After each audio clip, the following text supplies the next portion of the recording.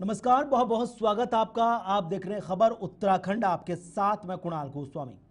अक्षय तृतीया के पावन अवसर पर पवित्र गंगोत्री और यमुनोत्री धाम के कपाट विधिवत वैदिक मंत्रोच्चार, धार्मिक अनुष्ठान और सेना के बैंड की मधुर धुन के साथ श्रद्धालुओं के दर्शन के लिए खोल दिए गए। इस अवसर पर गंगोत्री धाम में हजारों श्रद्धालुओं ने भगवान भगीरथ की तपस्थली और गंगा माता के प्राकट्य स्थल पर पहुंचकर दर्शन पूजन किया। उत्तराखंड के मुख्यमंत्री पुष्कर सिंह धामी भी इस पावन अवसर पर गंगोत्री धाम पहुंचकर पूजा अर्चना की और प्रदेशवासियों की सुख समृद्धि की प्रार्थना की। सीएम धामी ने कहा कि चार धाम यात्रा उत्तराखंड की आस्था, संस्कृति और अर्थव्यवस्था का अभिन्न अंग है।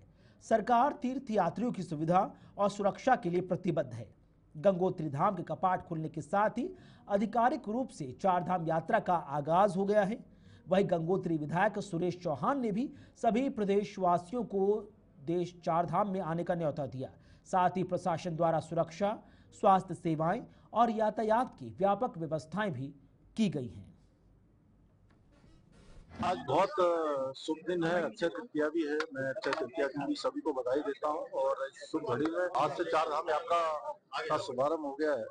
गंगोत्री यमुनोत्री धाम के कपाट आज खुल रहे हैं और पूरी तरह से इस यात्रा का पूरे देशवासियों को प्रतीक्षा रहती है और उसी प्रकार उत्तराखंड वासियों को इस चार धाम यात्रा को संचालित करने वालों के लिए भी एक महाउत्सव की तरह ये यात्रा होती है।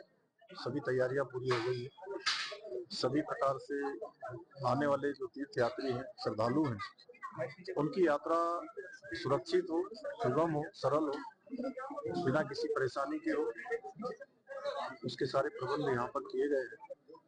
हमारा प्रयास है कि यात्रा विधिवत तरीके से जो नियोजन किया गया है, चाहे वो यातायात का हो, चाहे वो हमारे पुलिस विभाग का हो, सुरक्षा की दृष्टि से हो, चाहे वो हमारा परिवहन विभाग हो, सभी विभाग, पेयजल हो, सड़क वाले हो, सभी अभी काम चल ही रहा है। लेकिन अंतिम चरण पर काम पहुंच गया है। जहां जहां जैसी जैसी आवश्यकताएं होगी, हम यात्रा को सुगम बनाने के लिए, यात्रा को सरल बनाने के लिए लगातार काम करेंगे। हमारा प्रयास होगा कि यात्रा हर वर्ष की भांति इस वर्ष की अच्छी है।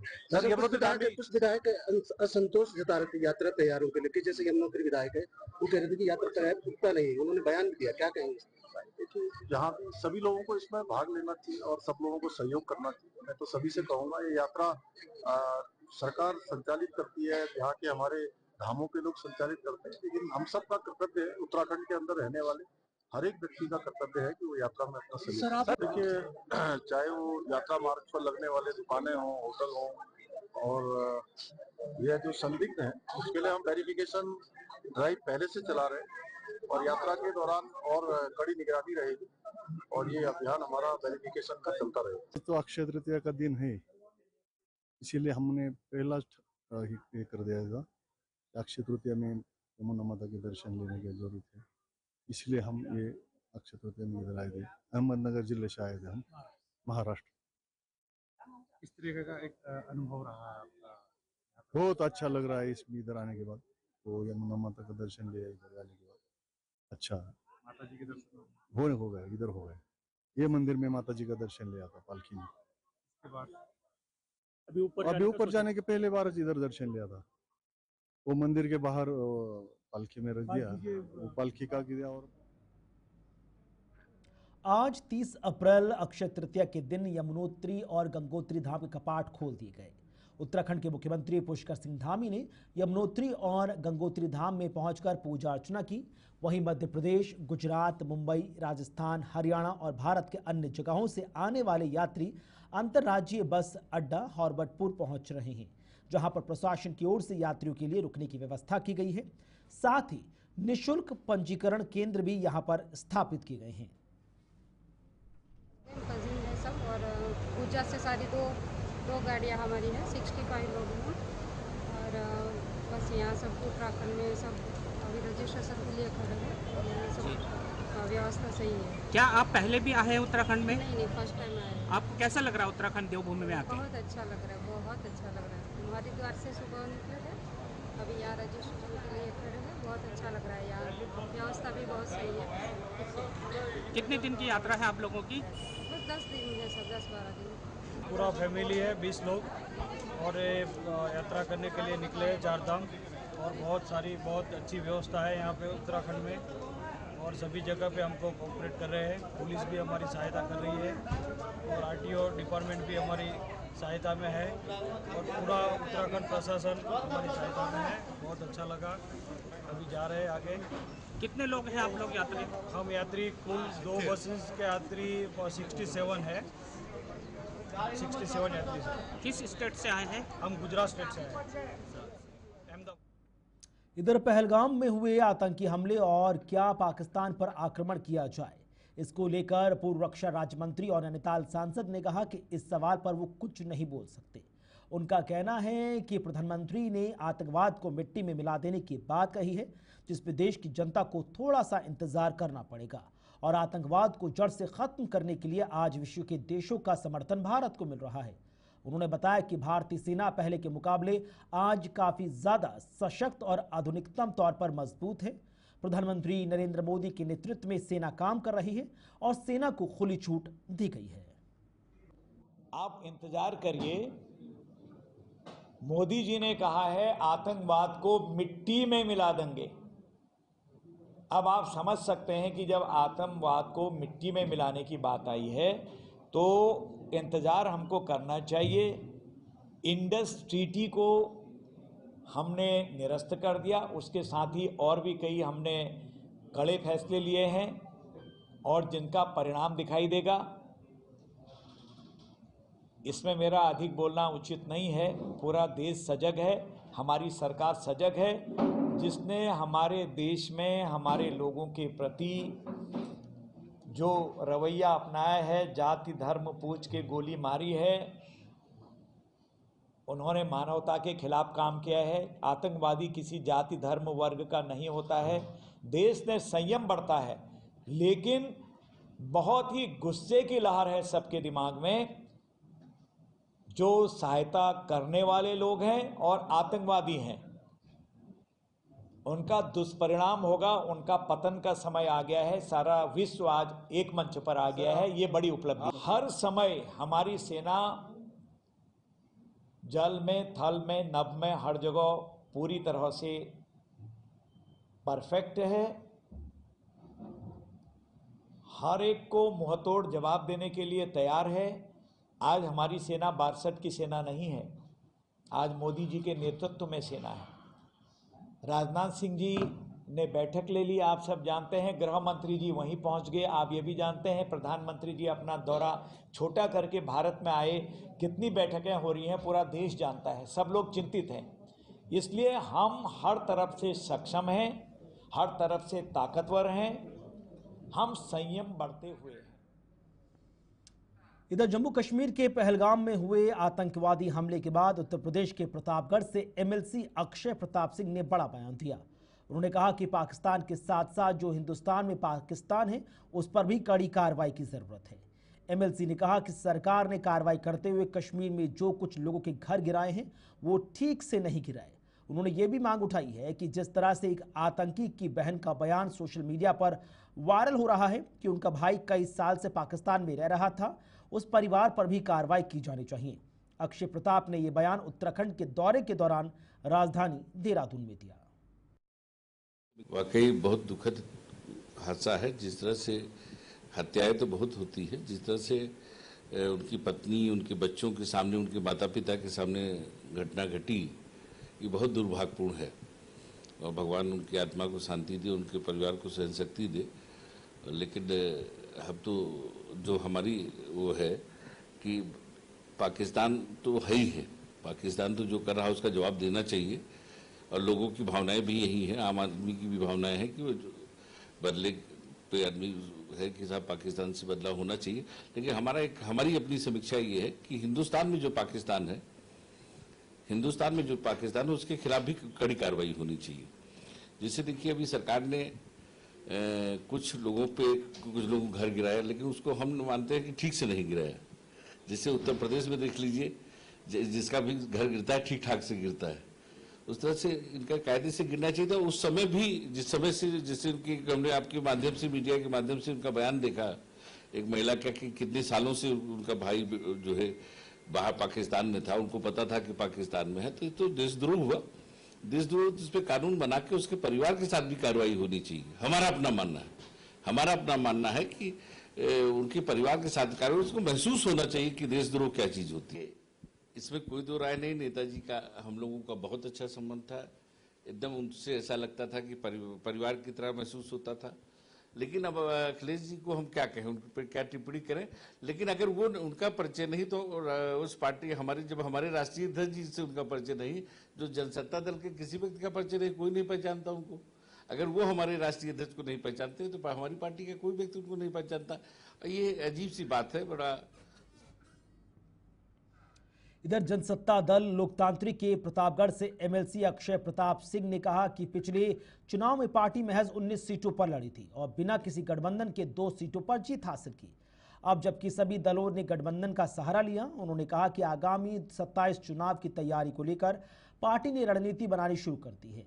साथ ही कहा कि उत्तर प्रदेश की सभी 402 विधानसभा सीटों पर जनसत्ता दल लोकतांत्रिक चुनाव मैदान में उतरेगी।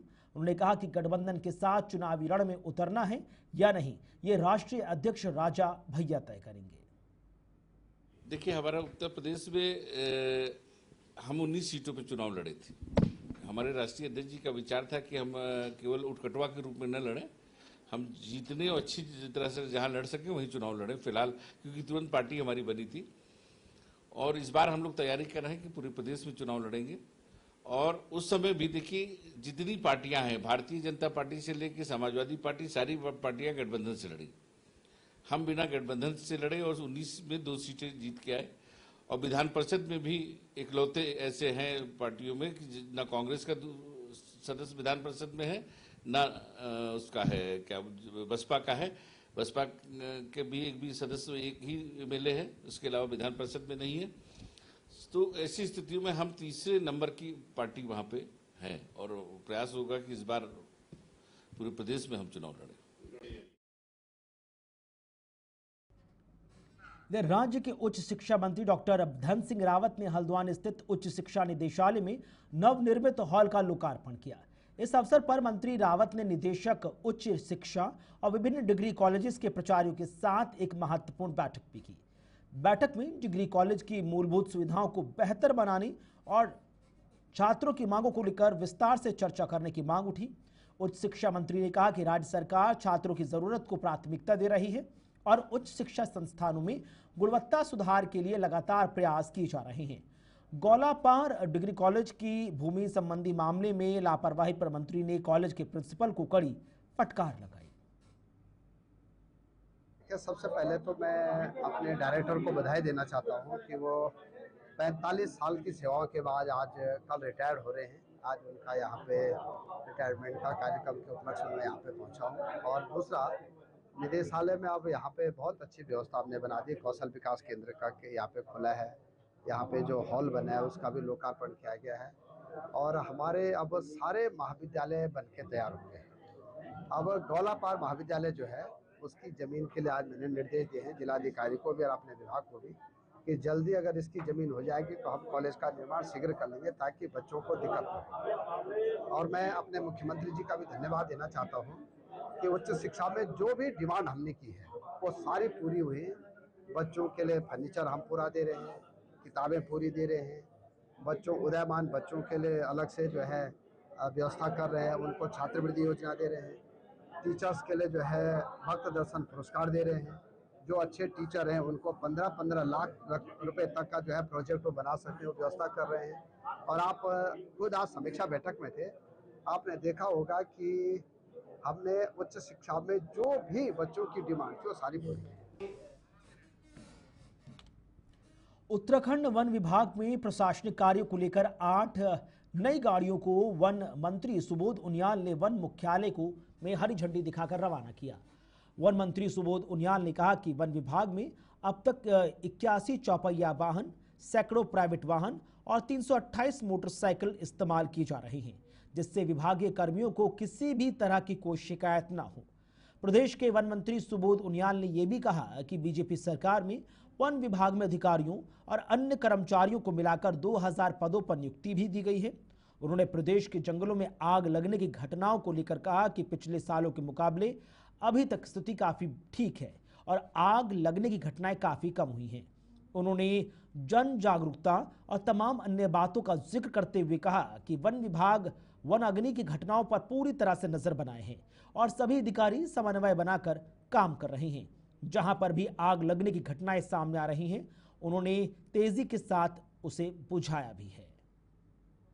पिछले कुछ वर्षों से लगातार हमारा प्रयास है कि जो मूलभूत आवश्यकता है विभाग की, चाहे वो मैन पावर हो या वकील, इस पर डिपार्टमेंट ने फोकस किया और करीबन 2000 से ज़्यादा नियुक्तियाँ, जैसे फॉरेस्ट गार्ड, फॉरेस्टर और रेंजर्स के साथ साथ पहली बार आपका स्टेट फॉरेस्ट सर्विसेज के लोगों का भी सिलेक्शन हुआ। इसके अलावा 3 वर्षों में तो हम लोगों ने करीबन 81 नए व्हीकल्स, इसमें कैंपर है, बोलेरो है और स्कॉर्पियो है, डिवीजनों को दिए।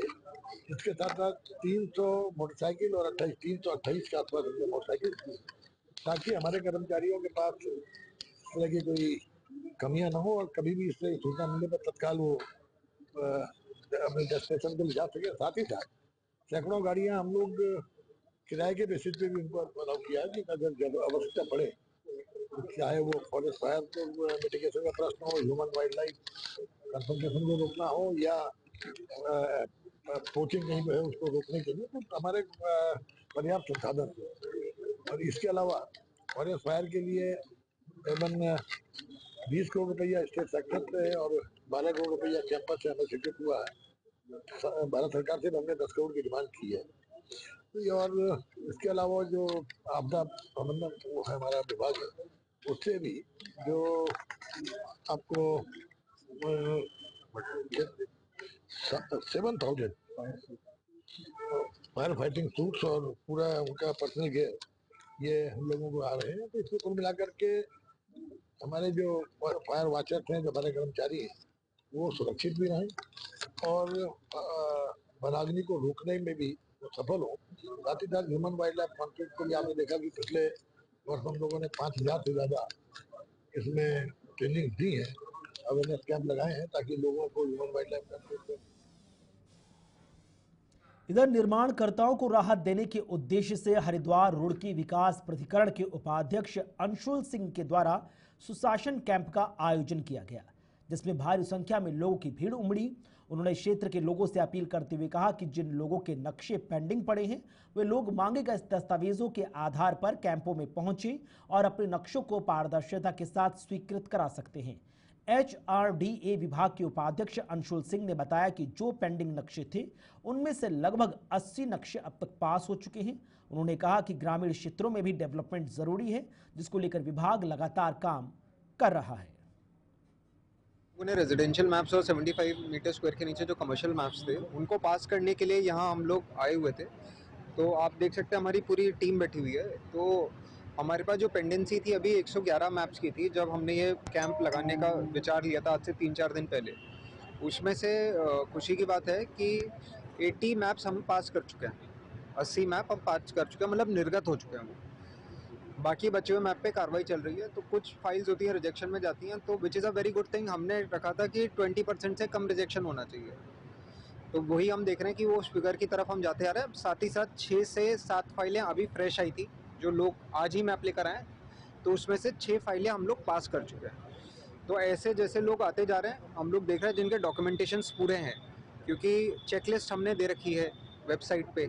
चेकलिस्ट में अगर लोगों को दिख जाता है कि ये डॉक्यूमेंट पूरे हैं, अगर उनको अभी भी आपके माध्यम से पता लगता है, अगर वो आते हैं तो आज और कल भी यहाँ कैंप लगेगा, तो कल भी आके यहाँ पास करा सकते हैं। सर तो वही तो मैं बता रहा हूँ, वो पेंडेंसी लिस्ट हमने निकाल ली थी, उनसे लगातार हम संपर्क में थे पिछले 4 दिन से, और जो डॉक्यूमेंट नहीं थे उनके पूरे करवाए जा रहे थे। ठीक है, तो रेजिडेंस आज की डेट में हमारा है कि अगर पास होने लायक होगा तो पास हो जाएगा, आपका कोई पेंडेंसी जीरो रहेगी। मैं सभी हमारे रुड़की वासियों से मैं रिक्वेस्ट करता हूं, और जो विभिन्न क्षेत्रों से जहां हम लोग कैंप लगने वाले वो रिक्वेस्ट कर रहा हूं, एक चेकलिस्ट है जो हम वेबसाइट पे दे रखी है, वो डॉक्यूमेंट्स आप पूरे कर लीजिए। आप अपना मैप अगर आपने अप्लाई कर रखा है तो आप यहाँ आ जाइए। ऑलरेडी हम आवासीय नक्शे जो रिजेक्ट नहीं हुए हैं, रिजेक्ट नहीं हुए का मतलब है जो ऑब्जेक्शन लगा हुआ है या जो इन प्रोसेस है उनको एक एक नक्शे को हम लोग देख रहे हैं और हम ये इंश्योर करेंगे कि मई 15 तक हमारे पास पेंडेंसी हरिद्वार डिस्ट्रिक्ट में रेजिडेंशियल की 0 हो जाए और 75 इधर चारधाम यात्रा का आगाज होते ही विकासनगर पुलिस और ट्रैफिक पुलिस की संयुक्त टीम विकासनगर में सक्रिय हो गई है। वहीं ई रिक्शा और फल सब्जी की रेहड़ी लगाने वाले लोगों के द्वारा नियमों का उल्लंघन करने पर चालान काटे जा रहे हैं। आपको बता दें कि चारधाम यात्रा शुरू हो चुकी है। यात्रा सुचारू रूप से चले, इसको देखते हुए प्रशासनिक टीमें सक्रिय हैं। देहरादून की ट्रैफिक पुलिस और विकासनगर पुलिस को प्रशासन की ओर से सख्त हिदायत दी गई कि नेशनल हाईवे गंगोत्री यमुनोत्री राष्ट्रीय राजमार्ग पर फल सब्जी की रेहड़ी लगाने वाले और ई रिक्शा वालों और यूटिलिटी पिकअप वाहन सड़क पर खड़े ना करें। धर्म की दृष्टि रखते हुए यातायात को सुचारू रूप से चलाने के लिए आजकल जितने भी रोडों के किनारे लोग ठंडी वगैरह है, नो पार्किंग कर देते हैं, इसे लेकर अभियान चलाया जा रहा है। ये काम कर रहे हैं। ये रिक्शा पे भी कार्रवाई की आपने? हाँ, तो ई रिक्शा हमने प्रतिबंधित कर रखी है नेशनल हाईवे पे। उसे लेके कुछ ई रिक्शा फिर भी उतर गई तो उन्हें सीट की कार्रवाई की जा रही है। लगभग कितने रिक्शा का चालान काटा गया सर?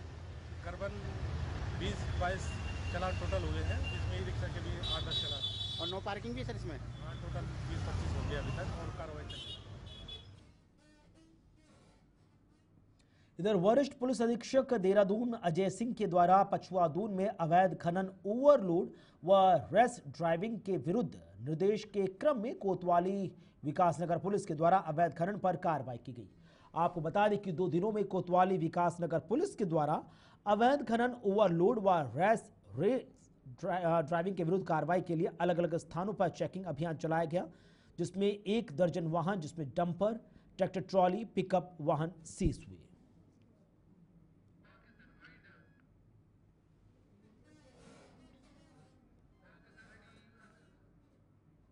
इसी के साथ इस वक्त के बुलेटिन में इतना ही। वक्त छोटे से ब्रेक का, खबरें आगे जारी हैं।